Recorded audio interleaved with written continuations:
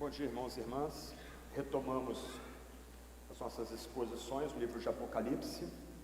Já tratamos aí do prefácio do livro, da saudação formal, e agora nós vamos tratar da gloriosa visão de Cristo que o apóstolo João tem. Um ponto importante nessa passagem que nós temos diante de nós, Apocalipse capítulo 1, versos 9 a 20, é que João começa a descrever de fato a revelação que lhe é dada no verso 1 do capítulo 1. E essa revelação, a primeira pelo menos, a primeira visão que ele tem, vai dessa seção, capítulo 1, verso 9, até o final do capítulo 3. Então essa forma a primeira visão que João tem de Jesus, né? E um ponto importante aqui, que eu preciso destacar, é mais do que oferecer visões do fim, aquilo que é dito aqui no verso 1, né? O que deve acontecer em breve. O que João nos oferece aqui é uma visão gloriosa de Jesus, ou seja, em Apocalipse 1 a 3, Jesus é apresentado como rei e sacerdote exaltado, que ministra as igrejas.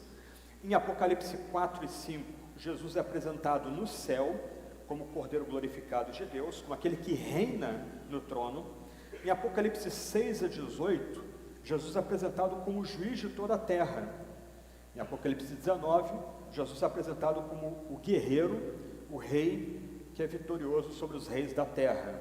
E no final, Jesus é apresentado como o noivo celestial, que conduz a noiva, a igreja, à cidade gloriosa. Ou seja, em Apocalipse, essas noções de Jesus como exaltado, glorificado, são a condição e o pano de fundo do quadro das coisas que em breve devem acontecer. Uma dificuldade que nós temos com o Apocalipse é que nós conhecemos muito pouco do Antigo Testamento. Todo o texto de Apocalipse é entremeado de referências a Êxodo, Daniel, Ezequiel e Zacarias. Eu vou tentar mencionar algumas delas na medida que nós olhamos a passagem de hoje de manhã. Mas também há citações de números. Eles são recorrentes em Apocalipse 3, 12, e no caso da passagem que nós temos diante de nós esta manhã, o número 7, que, como foi lembrado semana passada, comunica a ideia de completude, plenitude, e esse número é derivado dos 7 dias da criação, como nós encontramos no livro de Gênesis. Ou seja, por meio de citações de números e por meio da citação de Êxodo, Daniel, Ezequiel e Zacarias, o livro de Apocalipse lembra a gente, ou coloca diante de nós, que há uma continuidade da revelação, há uma unidade da revelação. O apóstolo João não está ensinando nada novo, o João não está trazendo algo em ruptura à antiga revelação.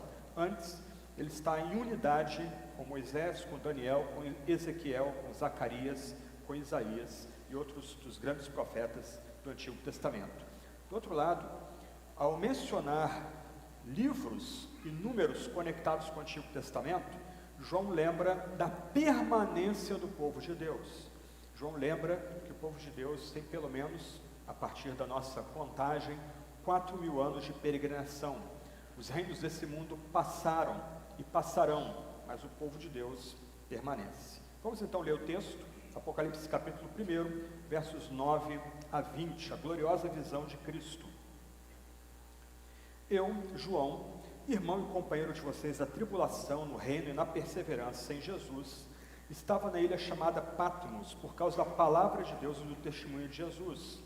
Achei-me no Espírito, no dia do Senhor, e ouvi atrás de mim uma voz forte como de trombeta, dizendo: escreva num livro que você vê e mande-o a 7 igrejas: Éfeso, Esmirna, Pérgamo, Tiatira, Sardes, Filadélfia e Laodiceia.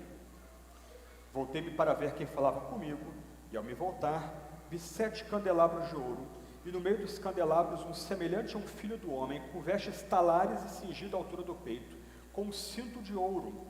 A cabeça e os cabelos dele eram brancos como alva lã, como neve, os olhos eram como chama de fogo, os seus pés eram semelhantes ao bronze polido, como que refinado numa fornalha, a voz como o som de muitas águas. Na mão direita ele tinha 7 estrelas, e da sua boca saiu uma afiada espada de 2 gumes. O seu rosto brilhava como o sol na sua força. Ao vê-lo, caí aos seus pés como morto. Porém ele pôs sobre mim a mão direita, dizendo: não tenha medo, eu sou o primeiro e o último, é aquele que vive. Estive morto, mas eis que estou vivo para todo sempre, e tenho as chaves da morte e do inferno. Escreva, pois, as coisas que você viu, as que são e as que hão de acontecer depois dessas. Quanto ao mistério das 7 estrelas que você viu na minha mão direita, e quanto aos 7 candelabros de ouro. As 7 estrelas são os anjos das 7 igrejas, e os 7 candelabros são as 7 igrejas. O texto começa com a situação de João e uma ordem para ele escrever a visão, versos 9 a 11. O texto começa falando: eu, João. Nós já temos tratado aqui da autoria do livro de Apocalipse. Esse João aqui é o apóstolo, o mesmo apóstolo que se reclinou sobre o Senhor, o mesmo apóstolo que nos legou o Evangelho, que tem o seu nome, o mesmo apóstolo que nos legou 3 epístolas para dirigir a vida da igreja na Ásia Menor. E esse João não se apresenta como apóstolo. Isso é curioso. Ele se apresenta como irmão e companheiro das igrejas da Ásia Menor. Muito provavelmente essas duas expressões, irmão e companheiro, foram usadas porque as igrejas destinatárias do Apocalipse conheciam João e conheciam ele pessoalmente. Diz a tradição que João, em alguma altura, foi bispo ou presbítero, como apóstolo, da igreja em Éfeso.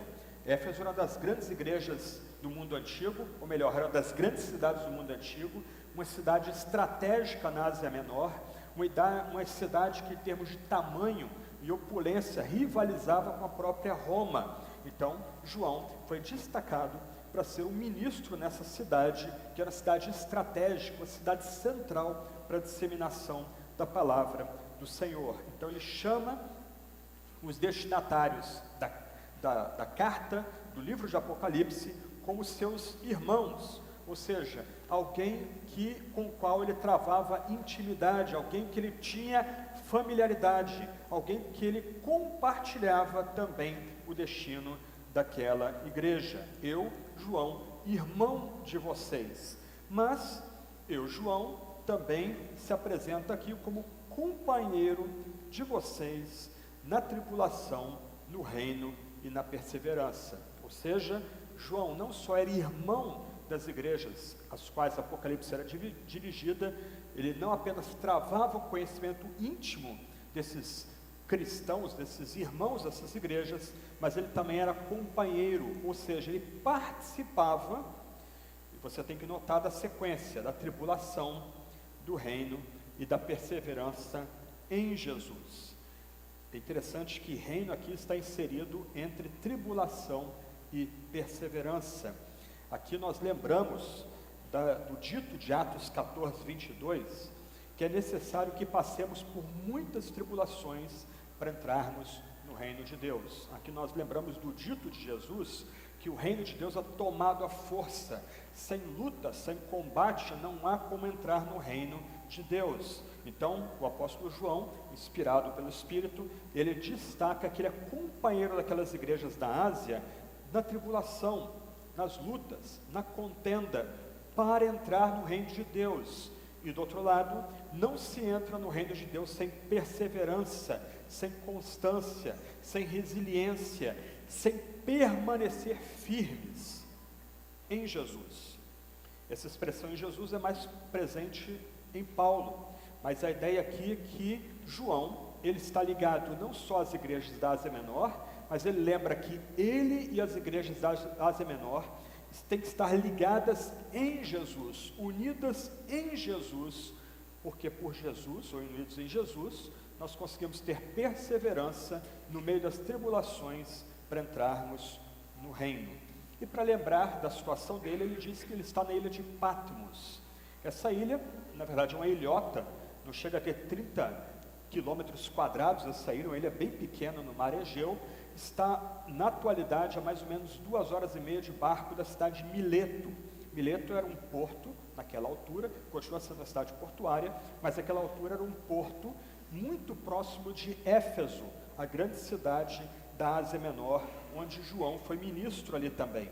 E João muito provavelmente estava em Patmos pelas perseguições que as igrejas da Ásia Menor estavam sofrendo na época de Domiciano. As perseguições não eram universais nessa época, elas não aconteciam em todo o Império Romano, eram localizadas, muito provavelmente em Roma, sobretudo entre famílias ligadas à casa imperial que abraçaram a fé, mas também na Ásia Menor, sobretudo na região de Éfeso. Diz a tradição que João se evadiu das perseguições, ele não buscou ser perseguido, ele não se ofereceu para os seus perseguidores, esse é um ponto importante, mas ele foi capturado, foi escaldado em água fervente e dali banido para a ilha de Patmos, acusado, presta atenção, de subversão política. Ele foi preso, muito provavelmente escaldado em água fervente, segundo a tradição antiga, e banido por essa ilha, porque a pregação de Jesus como único Senhor, como Filho de Deus, como exaltado, colidia com o discurso imperial que oferecia Domiciano como verdadeiro Filho de Deus, como aquele que deveria ser adorado. Os cristãos eram acusados de ateísmo no mundo antigo, na medida que eles adoravam o único Deus invisível e a Jesus, e não o imperador. Diz também a tradição que quando Domiciano foi morto, sufocado por um travesseiro, por um dos seus escravos, ele é substituído por um senador, Nerva, e esse senador, ele dá alforria para João. João volta para Éfeso e ele vai morrer em Éfeso. Aqueles que visitam Éfeso vão ouvir ali do guia que provavelmente a casa de João era estabelecida ali em Éfeso, numa montanha, num lugar mais elevado daquela cidade, e muito provavelmente João morreu na época do imperador Trajano, como Jesus mesmo ensinou, cheio de idade, farto da sua velhice, cansado da sua velhice, morreu ali na cidade de Éfeso. Um ponto importante para nós aqui nesses versos introdutórios é que nós precisamos entender que nós cristãos, nós como igreja, nos encontramos em conflito entre dois poderes titânicos, não iguais, mas ambos poderosos. De um lado, o poder de Satanás, o seu império da maldade, e do outro lado, o reino de Deus. A igreja é moída entre esses dois poderes, a igreja está entre esses dois poderes.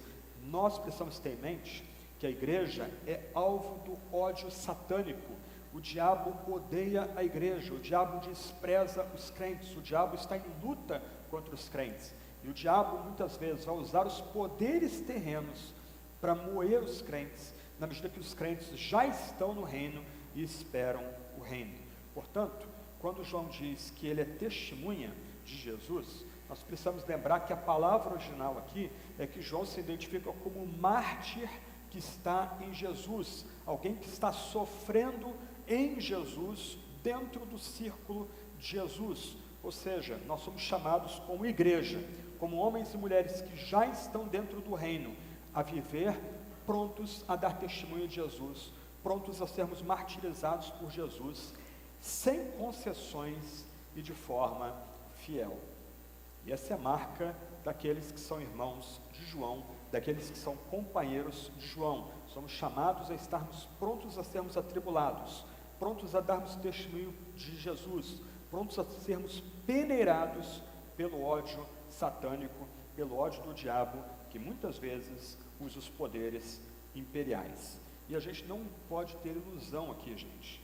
Tribulação, nesse contexto aqui, significa exílio, o que João estava enfrentando, significa encarceramento, significa ostracismo, significa calúnias, ataques injustos que nós vamos sofrer, significa pobreza, significa exploração econômica, significa violência e constantes ameaças de ações judiciais.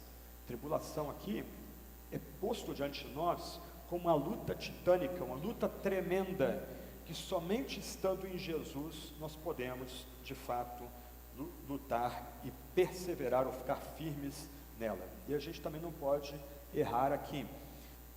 Na medida que avançamos para o final, Jesus em Mateus e Marcos fala da grande tribulação, nós precisamos lembrar que essas lutas que nós já começamos a enfrentar no Ocidente serão intensificadas na medida que Cristo está às portas, Cristo está pronto a voltar. Portanto, somos chamados à perseverança.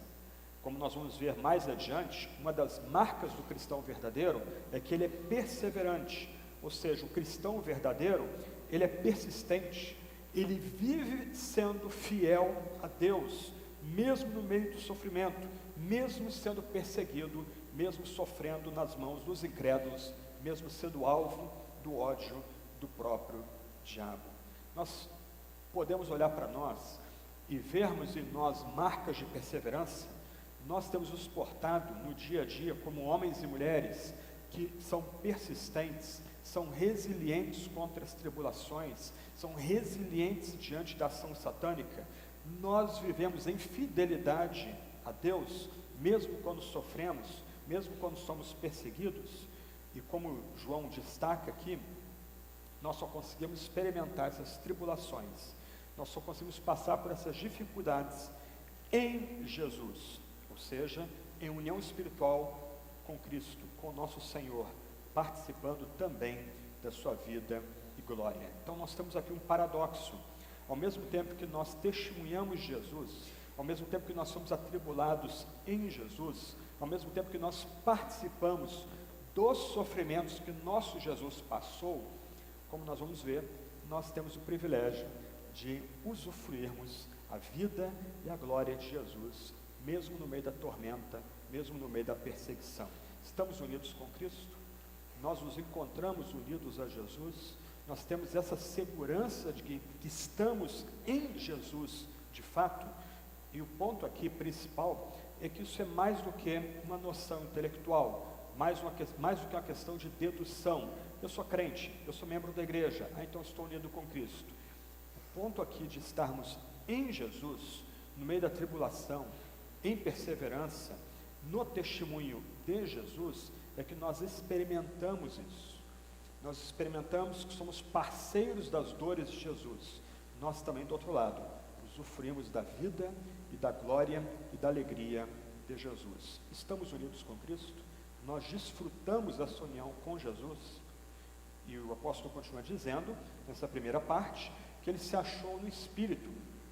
A ideia aqui é que João foi arrebatado no Espírito, ele tem um êxtase profético, e aqui nós começamos a notar uma série de ligações com o Antigo Testamento.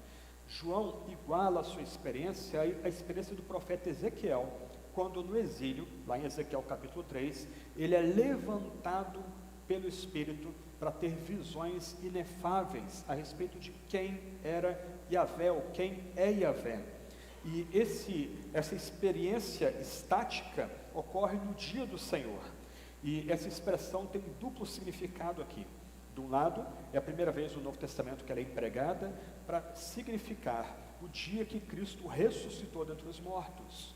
Cristo foi levantado dentre os mortos no primeiro dia da semana. Então, cedo, os cristãos selecionaram esse primeiro dia da semana para prestar culto a Jesus. O oitavo dia, o dia final, o dia que nós ansiávamos, o começo do fim, ocorre com a ressurreição de Jesus.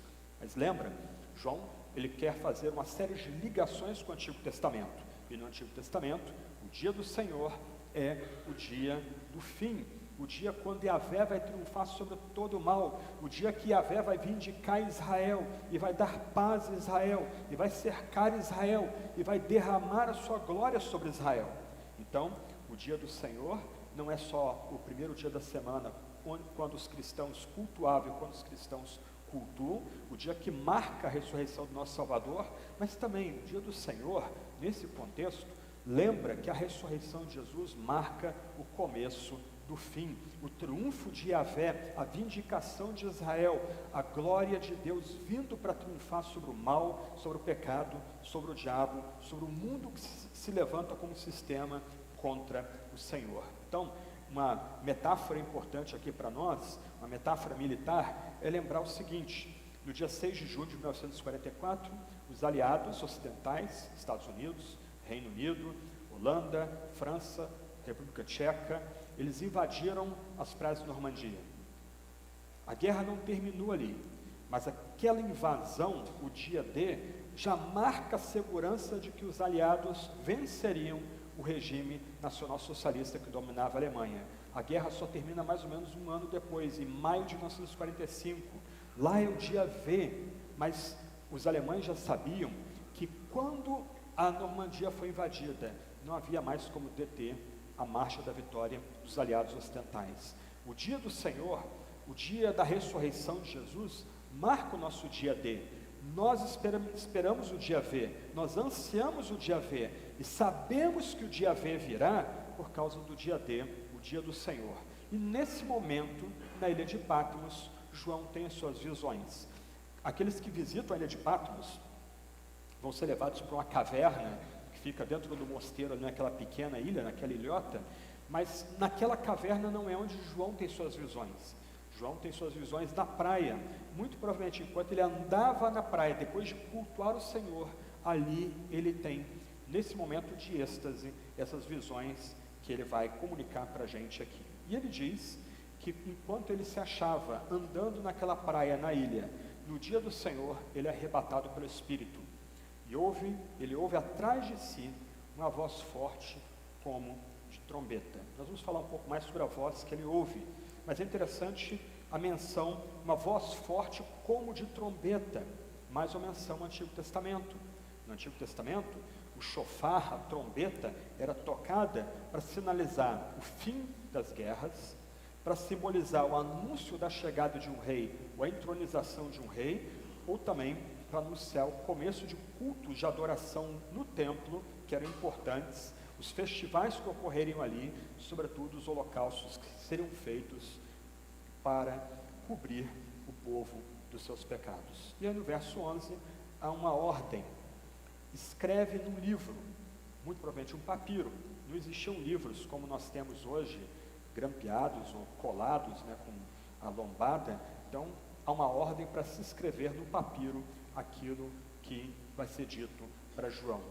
Um ponto importante aqui é que quando João recebe essa ordem para escrever, aquele que dá a ordem, nós vamos falar sobre ele daqui a pouco, na verdade, está fazendo um pedido a João para que as palavras sejam registradas, para assegurar que tudo aquilo que vai ser dito vai de fato ocorrer. Então, a ideia aqui de João escrever a visão é que Jesus assegura que tudo aquilo que vai ser dito ocorrerá de fato. É interessante que a ordem aqui é dada para ser escrita a visão e ser enviada a destinatários, 7 igrejas. E a menção das igrejas aqui é uma menção circular, ou seja, a ideia aqui é que o mensageiro que vai levar a carta de Apocalipse, o texto de Apocalipse, vai levar a carta primeiro para Éfeso e depois vai subir ao norte, entregando para Esmirna, Pérgamo, já vai descer na região para o sul, entregando as igrejas da Tiatira, Sardes, Filadélfia e Laodiceia. Por que essas igrejas? Muito provavelmente porque essas igrejas eram centros organizacionais, de onde as cartas poderiam alcançar o interior com muita facilidade. Do outro lado, a maior parte dessas cidades, 5 dessas cidades pelo menos, eram grandes centros de culto imperial. Aqueles que visitam Éfeso hoje vão encontrar ali pelo menos ruínas de 3 grandes templos dedicados à adoração de imperadores da antiguidade: Domiciano, Trajano, Adriano. Ainda hoje esses locais para culto do imperador, como a divindade, se encontram ali em Éfeso. Então essas cartas também são escritas não só para corrigir igrejas e exortar igrejas específicas, e daí essas cartas serem disseminadas por outras igrejas, mas essas cartas também são escritas para desafiar o culto ao império, a idolatria do poder imperial que era feita nessas cidades. E, como eu mencionei, o número 7 aqui tem a ideia de completude, ou seja, ao escrever ou dar ordens para que a revelação seja enviada a 7 igrejas, o que se quer dizer, na verdade, que essa revelação é dada para as igrejas de toda a antiguidade, espalhadas em todo o mundo antigo, mas também para nós no tempo presente, ou seja, aquelas 7 igrejas representam de forma completa todas as igrejas cristãs espalhadas pelo Mediterrâneo, mas também as nossas igrejas na atualidade. A visão, então, era dada para as igrejas daquele tempo, mas também para nós. E aí, versos 2 a 16, nós temos a visão propriamente dita. E aqui é preciso mencionar um ponto aqui. João não está descrevendo Deus da forma tradicional como nós encontramos em outros trechos da Bíblia e como nós comumente empregamos nossa linguagem no nosso culto aqui mesmo. Por exemplo, Isaías, quando vê a Yahvé, e a gente já aprendeu no Novo Testamento que ele vê Yahvé em toda a sua glória como Pai, Filho e Espírito, ele descreve Yahvé como Santíssimo. Santo, Santo, Santo é o Senhor Todo-Poderoso. Essa é uma forma de falar de Deus, uma linguagem descritiva. Só que Ezequiel, tanto como João, ele tem uma visão tão elevada de Deus, que ele precisa apelar à imaginação. Ele usa a imaginação para descrever o Jesus redivivo, o Jesus que foi ressuscitado, foi assunto aos céus, e agora aparece a ele no dia do Senhor, numa praia na ilha de Pátimos. Ou seja, preste atenção, enquanto nós estamos descrevendo Jesus, nos versos 12 a 16, você precisa interagir comigo. Na medida que eu vou descrevendo o que João fala a respeito de Jesus, você tem que tentar formar uma imagem mental de Jesus como descrito na passagem. É mais do que pensar em Jesus como o Eterno, o Todo-Poderoso, é tentar visualizar a imagem de Jesus redivivo como João viu naquela praia da pequena ilha de Pátimos. A igreja antiga tentou ajudar os crentes dessa forma. É controverso, eu sei, mas a igreja antiga tentou representar esse Jesus aqui por meio dos ícones chamados Cristo Pantocrator. O mais antigo Cristo Pantocrator está no mosteiro de Santa Catarina, aos pés do Sinai, ali no Egito, mas outras igrejas retratam Cristo Pantocrator. Geralmente ele é colocado no ponto mais elevado do templo, na abóbada do templo, ou em algum ponto elevado do templo, para fazer com que a gente erga os olhos para ver aquele Cristo Pantocrator. Você já deve ter visto essa imagem. Cristo é retratado, um rosto impassível, ele segurando a Sagrada Escritura numa das suas mãos, a mão do outro lado mais ou menos com essa posição, os dedos representando a real humanidade, a real divindade unidas em Cristo, os outros 3 dedos representando a inserção de Deus o Filho na Trindade. Ele é um com o Pai e com o Filho, e aí você tem os olhos desse Cristo Pantocrator. Um olho, você tem a íris como a nossa. Você, olhando para Cristo, você de um dos lados dele, você tem esse aspecto de Cristo como Jesus compassivo, Jesus misericordioso. Do outro lado, a íris é toda preenchida, toda escura. Jesus, o juiz. Jesus, o reto julgador. O Jesus que é incorruptível. O Jesus que nos leva a temer e tremer na presença dele, porque ele não é mais o Cordeiro de Deus, mas agora ele é o reto juiz que vem para triunfar, para julgar. E por que Cristo Pantocrator? Porque ele é o Senhor de tudo e de todos. Ele reina da majestade tremenda sobre toda a criação. A Igreja Oriental tentou visualizar as imagens de Apocalipse capítulo 1, versos 12 a 16. É controverso o uso dessas imagens, mas pode ajudar a gente um pouquinho. Então, na medida que a gente vai desdobrando a visão de Apocalipse aqui, tenta imaginar, junto com João, o Cristo que ele visualiza ali. O texto vai dizer então que ele se volta para ver essa voz forte como de trombeta. Ele se volta para ver quem falava com ele. E ao se voltar, ele tem uma visão de Jesus exaltado, Jesus retratado como um sacerdote celestial que cuida dos candelabros. 7 candelabros de ouro. Ele vê esse Filho do Homem andando entre esses 7 candelabros. E 7 candelabros de ouro representam as 7 igrejas anteriormente mencionadas no verso 11. A ideia aqui é que essa figura poderosa anda no meio dos candelabros. Imediatamente aqui, a gente lembra do famoso candelabro de 7 braços, a menorá sagrada que era destacada dentro do santuário de Israel, dentro do tabernáculo, dentro do templo. Há, mais uma vez, uma ênfase na unidade da Sagrada Escritura, unidade da revelação. O mesmo Yahvé é o mesmo que está operando por meio de Jesus e que se revela por meio de Jesus a João em Patmos. Mas há um elemento um pouco mais amplo aqui. A ideia aqui é retratar a igreja por meio desses candelabros, brilhando no meio de território hostil, brilhando no meio do mundo hostil, e Jesus passeando, tendo familiaridade no meio dos candelabros. Mais adiante é que Jesus vai revelar o que significam esses candelabros, mas o ponto aqui destaca que nós, como igreja, somos chamados a sermos luminares do mundo. Nós somos chamados a iluminar o mundo mesmo no meio da provação, mesmo no meio da tribulação e do exílio. Somos chamados a transmitir luz no meio das trevas, mesmo densas. Do outro lado, nós somos lembrados aqui que a igreja é preciosa para o Senhor Jesus. Ele anda no meio da sua grande igreja, ele passeia no meio da sua igreja. Presta atenção, não importa o tamanho da igreja, não importa a quantidade de dinheiro que essa igreja tenha, não importa a estrutura que ela tenha, se ali há uma igreja que invoca Jesus, Jesus passeia no meio dela. E a importância da igreja reside não na sua beleza externa, não no que ela transmite externamente, não na sua organização, na sua ligação denominacional, mas o fato de que Jesus passeia no meio dela. Nós experimentamos Jesus passeando no nosso meio, nós desfrutamos de Jesus passeando no nosso meio.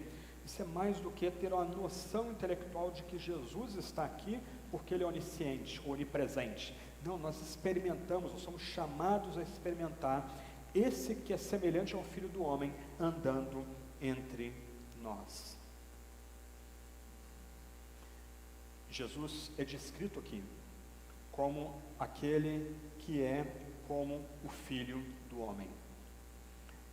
As menções aqui nos remetem a Daniel capítulo 7, onde é mencionado que junto ao ancião de dias há um que é alguém, ou há um que é como o Filho do Homem, ou em outras traduções, alguém como um ser humano.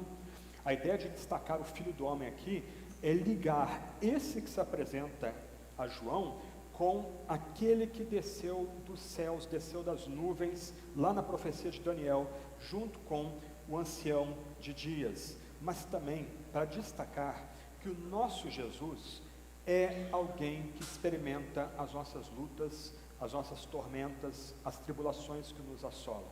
E é interessante notar que Jesus não é tratado aqui como Cristo, como Messias. O título Jesus messiânico, ou seja, Jesus é o Cristo, não é destacado na passagem. A passagem cita o nome do nosso Salvador constantemente. Jesus, Jesus. Qual é o ponto aqui? Mesmo na citação do nome do nosso Salvador, Jesus, esse é o nome dele, Cristo não é sobrenome, Cristo é título. O que João quer destacar aqui nessa visão é que aquele que é semelhante ao Filho do Homem, ele participa da nossa natureza humana, ele assumiu a nossa natureza humana, ele se identifica com as nossas tribulações, ele perseverou, somos chamados a perseverar também. Esse que anda no meio dos candelabros, esses candelabros separados, ele é semelhante ao Filho do Homem. O próprio Jesus usa esse título para se descrever. Ele é o Filho do Homem, ele participa realmente da nossa humanidade, ele se identifica com a nossa humanidade, ele é semelhante a nós em tudo, mas sem pecado. Ele foi tentado de todas as formas, mas não pecou, mas ele se identifica conosco, ele sofre como nós sofremos, ele participa do nosso sofrimento no tempo presente. Só que ele é o ressuscitado, ele é o glorificado, ele é o redivivo, ele é o vivificado, e agora ele se apresenta para João vestido com vestes talares. A menção aqui nos remete ao Êxodo. Ele usa as vestes do sacerdote que cobrem todo o seu rosto. Ele tem um cinturão de ouro, uma lembrança para nós aqui do peitoral do sumo sacerdote. Jesus aqui é retratado como aquele que é soberano sobre tudo e sobre todos, o soberano rei da terra, mas também como sacerdote exaltado como aquele que intercede por nós. Ele, de um lado, tem o comando e o controle de toda a criação. A história está nas mãos dele. Os elementos celestiais estão na mão dele. Mas, do outro lado, ele é aquele que intercede por nós. Ele é o grande sumo sacerdote. Nós não precisamos de outros sacerdotes, porque todos nós somos reino e sacerdotes. Mas ele é o sumo sacerdote. Ele é aquele que vive para interceder pela igreja. Nesse primeiro momento aqui, é colocado de nós, não mais o Jesus que é o servo humilde, o servo sofredor, o cordeiro que vem para se sacrificar por nosso lugar, mas é colocado diante de nós aqui o Senhor glorioso, aquele que tem reino e domínio eterno. Os reinos desse mundo passam, os grandes imperadores desse mundo estão fadados a ser pó e serem varridos pela história, mas o nosso Salvador, Jesus, ele é o glorioso, ele intercede, ele é o grande sacerdote, ele recebe do Pai um reino e domínio eterno. Esse rei, esse sacerdote se move no meio da igreja, ele está presente na igreja, por menor que a igreja seja, por mais desprezada ou perseguida que essa igreja seja, esse rei supremo, esse sacerdote supremo se move em nosso meio. E mais do que isso, como o grande sacerdote que projeta a realeza também, ele está sempre atento às nossas necessidades. Quando nós invocamos, nós temos alguém que pode interceder por nós, sabendo aquilo que nós passamos, porque ele é semelhante ao Filho do Homem. Ele veio a esse mundo como Jesus, ele assumiu a nossa natureza, ele sofreu as nossas dores e sofrimentos. Aliás, não há uma única dor, sofrimento ou tentação que nós tenhamos passado, que Jesus também não tenha passado. E ele intercede pela gente, sabendo exatamente o que nós padecemos. Corra para esse sacerdote, se abrigue debaixo desse Rei Todo-Poderoso. A visão continua. A cabeça e os cabelos desse, semelhante ao Filho do Homem, eram brancos como a lã alva, como a neve. Mais uma citação de Daniel capítulo 7. Só que aí, presta atenção, lá em Daniel 7, é o ancião de dias, próprio Deus e Pai, que é mencionado como tendo a cabeça e os cabelos brancos como a alva lã, como a neve. O Jesus redivivo, o Jesus exaltado, ele agora se projeta diante de João como alguém que é igual a Deus o Pai, alguém que partilha a divindade com Deus o Pai, alguém que é igual em glória com Deus o Pai. Nós somos a Igreja da Trindade. Ao escolhermos esse nome, nós resolvemos honrar a Deus da forma mais profunda que há, reconhecendo que Deus é Pai, Filho e Espírito. O único Deus que existe se revela em três pessoas soberanas, imortais, eternas. E aqui, em Apocalipse, João vê Jesus como igual ao ancião de dias, igual a Deus o Pai, com o mesmo traje, branco como a neve, com o mesmo cabelo, igual a lã pura. Os atributos de Yahvé são transferidos a Jesus, ou seja, na revelação de João, Jesus é Yahvé, ele é um com o Pai e o Filho são Yahvé.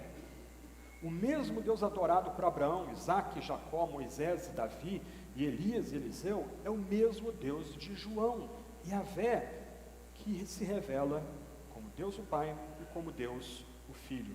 E os olhos desse semelhante ao Filho do Homem são como chama de fogo. Uma menção a Daniel capítulo 10, em que é dito que os olhos do visitante celestial eram como tochas acesas. Os olhos de Jesus são como chama de fogo. Então nós temos que aqui usar nossa imaginação. Nós somos chamados a entrar no livro de Apocalipse usando nossa imaginação, criando imagens mentais. Jesus, semelhante ao Filho do Homem, anda no meio dos candelabros que são a igreja. Ele está com vestes sacerdotais que cobrem todo o seu corpo. Ele tem um cinto de ouro cingindo o seu peito. A sua cabeça, seus cabelos são brancos como a neve. Seus olhos são como olhos de chamas. Jesus aqui é juiz. Não é uma pessoa que é domesticada. Não é uma pessoa fofinha. não é uma pessoa meiga. Jesus agora vem para julgar, e nós estamos diante do olhar aterrorizante de Jesus. Jesus é Deus junto com o Pai.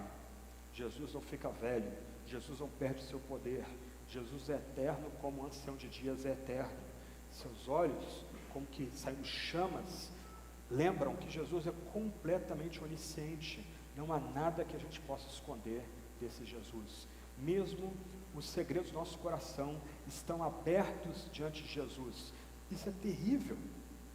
De um lado é um conforto, mas é uma verdade terrível.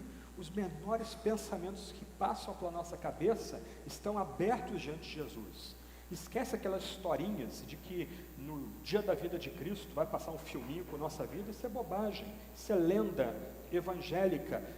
Tudo que somos já está aberto diante do justo juiz, que é o próprio Jesus, que nos olha como aquele que tem olhos como de chamas, olhos cheios de ira santa contra tudo que não é santo, ira santa contra aquilo que é pecado, contra aquilo que se rebela contra si, contra os poderes imperiais desse mundo mau que perseguem a igreja e contra os pecados da própria igreja. E aí, verso 15, é descrito que seus pés eram semelhantes ao bronze polido, como refinado numa fornalha. Ou seja, a ideia aqui é que os pés de Jesus estão brilhando, é como se acabasse de ter saído de uma fornalha. São pés de bronze, pés que esmagam, destroem toda oposição que se levanta contra ele, contra todo inimigo do seu reino, contra os poderes desse mundo. O próprio diabo será esmagado pelo próprio Jesus, que tem pés que são semelhantes ao bronze polido, pés que refugem, pés pesados, pés que esmagam, ou pés que comunicam completa pureza, porque brilham como bronze que acabou de sair da fornalha. E aí o texto fala da voz de Jesus. Antes, no verso 10, João ouve a voz atrás dele, e agora ele descreve a sua voz. A sua voz era como o som de muitas águas. A ideia aqui é que a voz vem como uma torrente de água impetuosa, ou como uma tempestade pesada que alcança São José dos Campos, de vez em quando, no mês de novembro. A ideia aqui é que a voz de Jesus é um som assustador, um som temível. Mais uma vez, nós não estamos aqui diante de um Jesus bonzinho. Aliás, Jesus nunca foi bonzinho, Jesus era perigoso. Como Jesus trata os vendilhões do templo? Fazendo carinho? Por favor, saiam do templo. Não, Jesus usa um azorrague, um chicote que se desdobrava em 7 pontas. No final havia pontas de pedaços de bronze ou de osso. Jesus usa essa chibata para limpar o templo. Jesus nunca foi bonzinho, Jesus nunca foi o amiguinho do lado, Jesus nunca foi domesticado. Jesus, que veio como leão da tribo de Judá, se ocultava. Agora, esse que é o Cordeiro de Deus, vem como rei e como sacerdote e como juiz de toda a humanidade, e ele começa esse juízo sobre a igreja. A voz de Jesus se faz ouvir acima de todas as outras vozes. E nós somos chamados aqui a prestar atenção somente à voz de Jesus. O nosso mundo é uma cacofonia. Para os mais antigos aqui, aquele mundo nosso conceitual, fundado sobre o cristianismo, acabou, já era. Nós temos pagãos competindo pela idolatria da nossa mente, do nosso coração.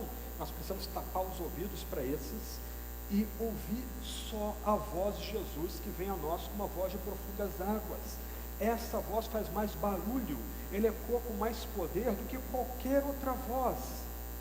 Essa voz traz para nós palavras de salvação, de conforto, e a gente pode correr para esse Jesus temível para encontrar conforto e salvação. Mas, como nós vamos ver a partir de semana que vem, essas palavras trazem advertência, trazem juízo, trazem julgamento. Um olhar aponta para a misericórdia, o outro olho faz a gente tremer, porque é um olho de juízo. A voz de Jesus está diante de nós. Nós precisamos nos dobrar a essa voz de Jesus como João. Jesus, na visão que João comunica para nós aqui, ele é o supremo governador. Ele é o rei sobre todas as coisas. Ele de fato é o Pantocrator. Mas esse Jesus virá para executar os seus propósitos. Ele virá para pisar, para esmagar todos os seus inimigos e realizar todos os seus juízos. Se isso parece muito duro para você, muito severo, avança para Apocalipse 19. Imagine as visões de Apocalipse 19 enquanto você leia. Conecte aquelas visões com o Deus Yahvé de Isaías 40, 60, que vem como guerreiro imbatível para lutar em prol do seu povo, para lutar em prol de Israel, para vindicar Israel e para pisar no lagar da ira do Deus Todo-Poderoso todos os inimigos de Israel, como o Cordeiro fará em Apocalipse 19, quando ele agora cavalga para vencer e para esmagar toda a sua oposição, toda a oposição a ele. E aí essa visão termina no verso 16. Na mão direita ele tinha 7 estrelas por hora. A ideia aqui é que Jesus tem todo o comando dos astros, todo o comando celestial. Algumas vezes imperadores romanos eram retratados em moedas, tendo estrelas nas suas mãos. Nota o polo contrário aqui. Nota a subversão da política daquela época. Os imperadores não deveriam ser cultuados. Eles podem ser respeitados, mas não temidos. Quem deve ser temido é o Jesus redivivo, o Jesus ressurreto, assunto aos céus, e que agora aparece a João na ilha de Patmos. Esse Jesus tem todos os seres celestiais na sua mão. Ele domina os seres celestiais, ele comanda os seres celestiais. Da sua boca saiu uma afiada espada de 2 gumes. Em Isaías, é o Messias que com suas palavras, como se fosse um cajado, ferirá a terra. Com o sopro da sua boca, matará os ímpios. Essa espada aqui é a espada de juízo, a espada que corta dos 2 lados. Essa espada aqui não era a espada do combate corpo a corpo. Essa espada aqui era a espada da cavalaria romana, uma espada maior. O cavaleiro vinha cavalgando com aquela espada, e os bárbaros que já tinham desperdiçado suas lanças, estavam sem escudos, não tinham nem como se defender, eles simplesmente eram retalhados e cortados por essa espada. Essa espada que sai da boca de Jesus, essa espada é uma espada de juízo, essa espada é uma espada de julgamento, essa espada vem sobre os impenitentes e sobre os desobedientes, essa espada vem sobre aqueles que não se dobram ao senhorio de Cristo. E finalmente, o rosto de Jesus brilhava como o sol na sua força. O sacerdote, Jesus, o sumo sacerdote, o rei exaltado, é aquele que também brilha com grande poder e glória. O sacerdote exaltado, o rei soberano, aquele que é maior do que os reis dessa terra, é também o rei vitorioso, antes mesmo da batalha final, antes mesmo do dia V. Jesus é colocado diante de nós aqui como aquele que tem toda a autoridade, todo o poder, o Jesus que ensina, o Jesus que julga, o Jesus que é impossível escapar dele, porque ele tem olhos como que de chamas. Jesus aqui é o santo, elevado demais para ser contemplado pelos olhos humanos pecadores. Mas, paradoxalmente, nós somos chamados para contemplar esse Jesus que se apresenta a nós como refugio da sua glória. E finalmente, versos 17 a 20, nós temos a interpretação da revelação que vem de Jesus. A gente não precisa gastar muito tempo com essa parte final. Nós vemos aqui João caindo como morto quando vê Jesus. Como eu estou muito tempo na igreja, eu achava curioso no passado quando pessoas caíam no espírito quando soprava sobre elas. Geralmente caindo para trás e com a pessoa para segurá-las quando elas caíam. Na Bíblia, pessoas caem na presença de Deus, mas elas caem para frente. A palavra que é empregada no grego aqui para descrever a queda de João é que ele simplesmente perdeu as forças do corpo, ele caiu para frente. Algumas vezes a gente tem falado aqui que é comum no Antigo Testamento e no Novo Testamento pessoas orarem prostradas no chão, deitadas no chão. Mais adiante, pessoas oravam deitadas no chão com a posição de cruz. A ideia é uma reminiscência do que acontece com João. A visão que ele tem de Jesus é tão exaltada, tão elevada, que ele apela para a imaginação para descrever essa visão. Ele não usa linguagem descritiva tradicional para falar de Jesus. ele contempla a glória do Jesus redivivo, e ele perde as suas forças, ele cai. E ele iguala a sua experiência à experiência de Ezequiel no rio Quebar. Ezequiel, quando vê a glória de Deus, a glória de Yahvé, ele também cai. Ele cai com o rosto em terra. Moisés caiu com o rosto em terra. Isaías caiu com o rosto em terra. Paulo caiu com o rosto em terra. Uma experiência comum daqueles que vislumbram a glória de Deus, uma glória que a gente não pode ver sob o risco de morrer, é cair com o rosto em terra, é perder as forças das pernas, é simplesmente desmontar na presença de Deus, é se prostrar na face de Deus. E João imediatamente é posto novamente de pé. E muito bonito que a menção de Jesus põe a mão direita sobre João e ergue João. E ele diz: não temas. Também é curioso ouvir de gente falando de anjos, falando de visões de céu, inferno, mas elas nunca têm esse aspecto de não temer, elas nunca escutam nessas visões o não temas. Mas cada vez que um anjo poderoso aparece na Sagrada Escritura, cada vez que Jesus aparece com poder na Escritura, aqueles que são alvos dessa revelação temem e tremem e se prostram. E uma forma dessas pessoas pararem de tremer e se levantar é ouvir: não temas, porque elas estão diante de algo que elas não têm como controlar, algo que de fato é sobrenatural, algo que vai além dessa criação, algo que transcende o que é físico. E aí, João ouve de Jesus: eu sou o primeiro e o último. Domingo passado nós ouvimos que assim Deus se apresenta, Ele é o primeiro e o último. No Antigo Testamento, Isaías, Yahvé diz: eu sou o primeiro e sou o último, além de mim não há Deus. O que nós estamos percebendo aqui? Que Jesus se iguala a Deus, Jesus se iguala a Yahvé. Jesus não é um mero mestre, não é um mero rebelde, não é um revolucionário, bobagens desse gênero, projeções nossas de quem nós gostaríamos que fosse Jesus. O Jesus que veio como Filho do Homem e que foi morto pelos nossos pecados e ressuscitou dentre os mortos e foi assunto aos céus, e aqui aparece redivivo para João. Ele é um com Yahvé, ele é Yahvé. Duas vezes em Apocalipse nós vamos ver isso, aqui no começo e lá no final.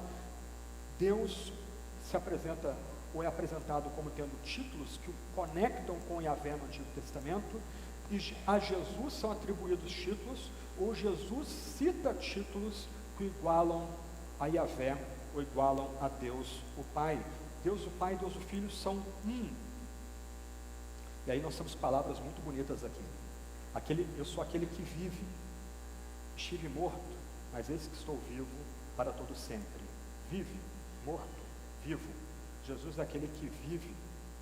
Jesus não só ressurgiu dentre os mortos, mas Jesus venceu a morte nos próprios termos da morte. Por isso, ele tem as chaves da morte e do inferno. A ideia de ter as chaves é que Jesus tem amplo domínio sobre esses inimigos. Jesus tem amplo domínio sobre a morte. Jesus também tem amplo domínio sobre o Hades, que é a palavra empregada comumente no grego nessa passagem. Ou seja, Jesus tem poder sobre aqueles que morreram. Jesus tem poder sobre o lugar dos mortos. Mas se a gente traduzir literalmente Hades como inferno, Jesus tem poder mesmo sobre aqueles que foram banidos para a pena eterna, para receber a ira de Deus por toda a eternidade.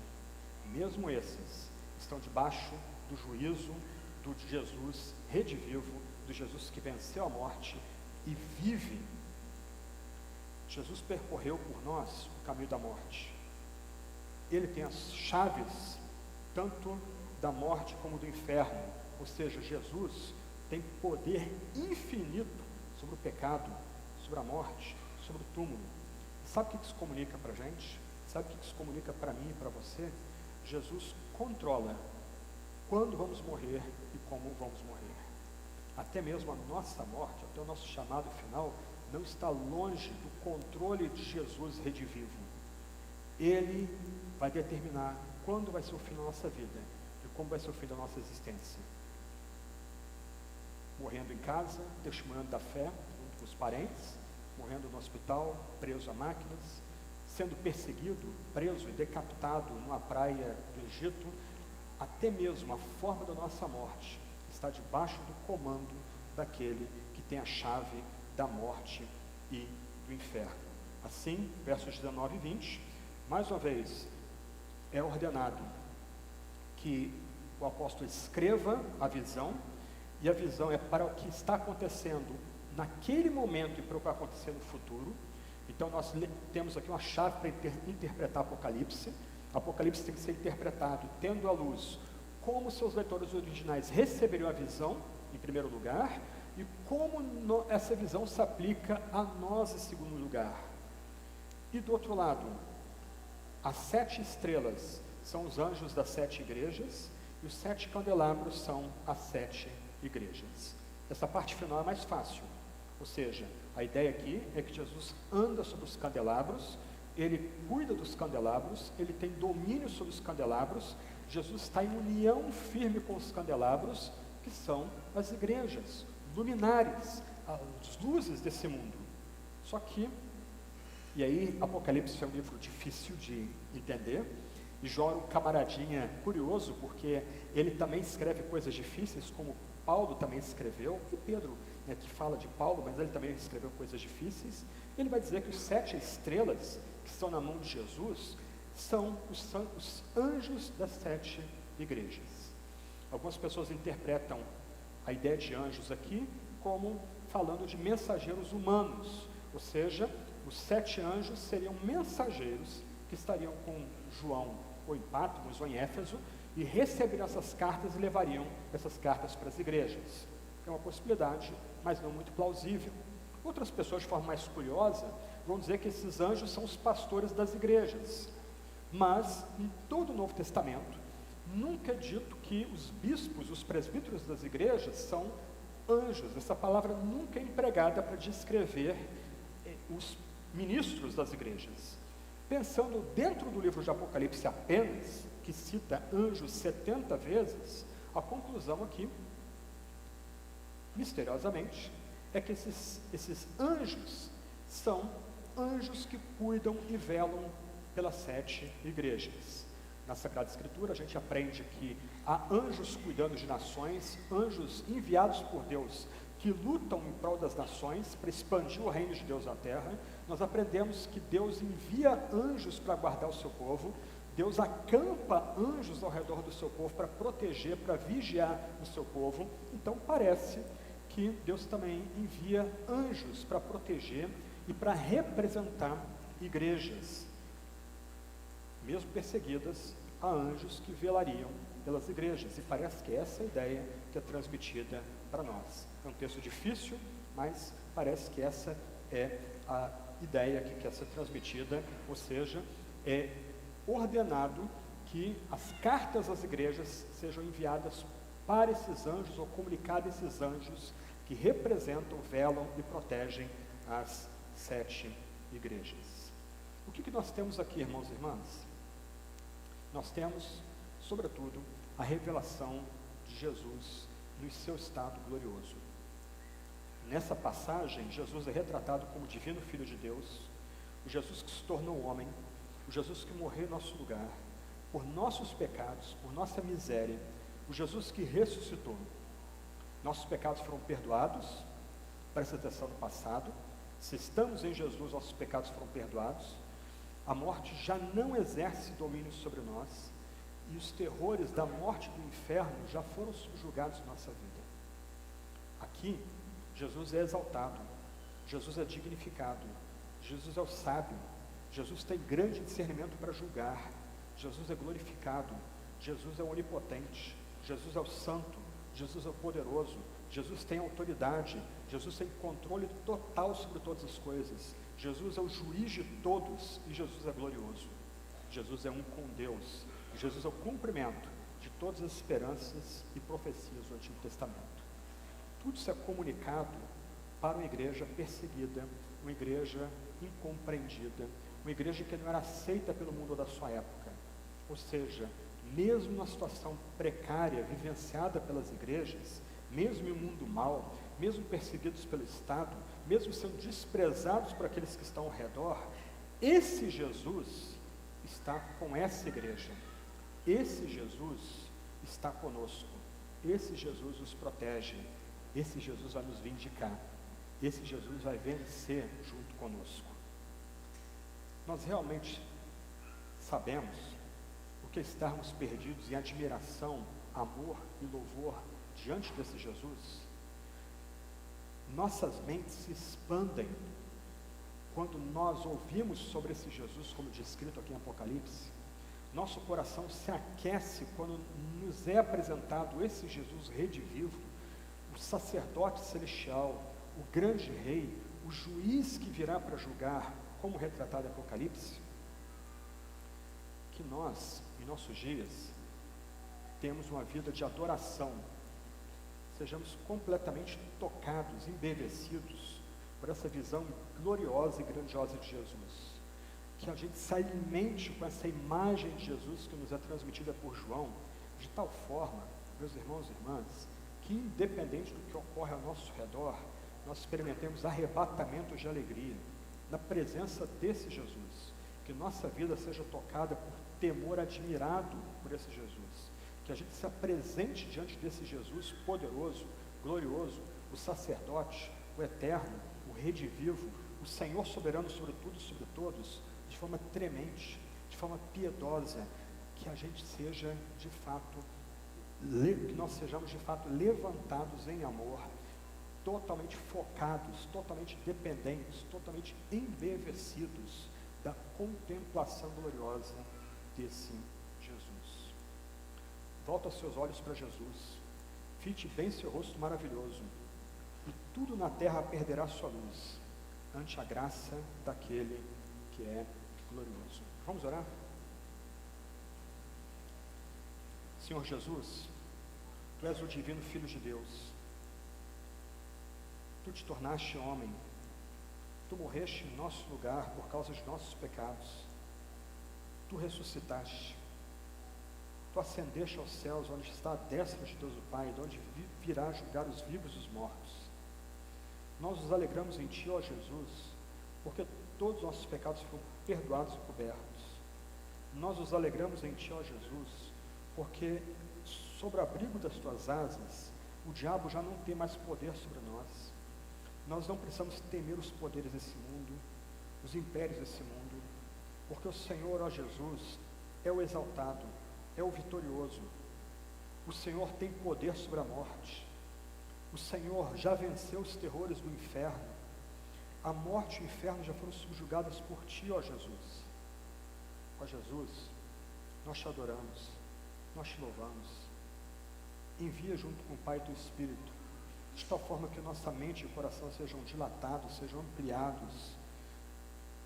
Ajuda-nos, ó Jesus, a confessar e a visualizar como Tu és exaltado, como Tu és dignificado, como Tu és sábio, o Teu discernimento, o Teu juízo, como Tu és glorificado, como Tu és o onipotente, o todo-poderoso, o Senhor sobre tudo e todos. Ó Jesus, dá vislumbres da Tua santidade, do Teu poder, da Tua autoridade sobre para nós. Dá Teu Espírito para que a gente veja que Tu és aquele que tem o controle total. O Senhor, ó Jesus, a destra de Deus o Pai, ri dos poderes desse mundo. O Senhor debocha dos poderes desse mundo, eles não são nada. Tu és o juiz de tudo e todos, Tu és o glorioso. Ó Jesus, Tu és um com Deus, Tu és o cumprimento de todas as grandes profecias do Antigo Testamento. Tu estás presente entre nós, ajuda-nos a experimentar a Tua presença, toque em nós, ó Deus. O Senhor sabe aqueles que estão lutando com perseguição, com incompreensão. Tu sabes aqueles em nosso meio que estão sendo provados e testados. Toca nessas vidas, ó Deus. Ó Deus, protege-nos da perseguição vindoura. A Tua Sagrada Escritura já nos ensina que o mundo se tornará cada vez pior, cada vez mais mal. Os poderes desse mundo cada vez mais despejarão ódio sobre nós, o Teu rebanho, o Teu povo. Então, ó Deus, nos dá a Tua segurança. Ajuda-nos a experimentar a Tua presença passeando e andando entre o nosso meio. Cuida, ó Deus, de cada um de nós aqui. Nós somos o Teu povo, mesmo desprezados e perseguidos. Ajuda-nos a experimentarmos a Tua proteção.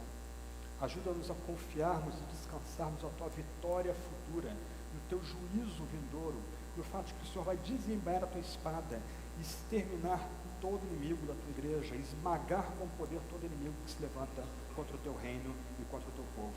Ó Deus, dá Teu Espírito sobre nós, banha-nos no Teu Espírito, ergue a nossa mente e nosso coração, ajuda-nos a, junto com o Teu servo João, nosso irmão, nosso companheiro, a visualizarmos a Ti, ó Jesus, o Todo-Poderoso, o reto juiz, o Salvador dos homens e das mulheres desse mundo mau.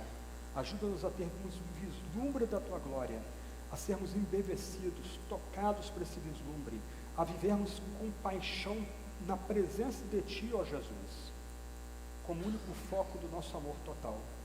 Porque em Teu nome que oramos e nos despedimos esta manhã. Amém, amém e amém. Bom domingo a todos, Deus abençoe.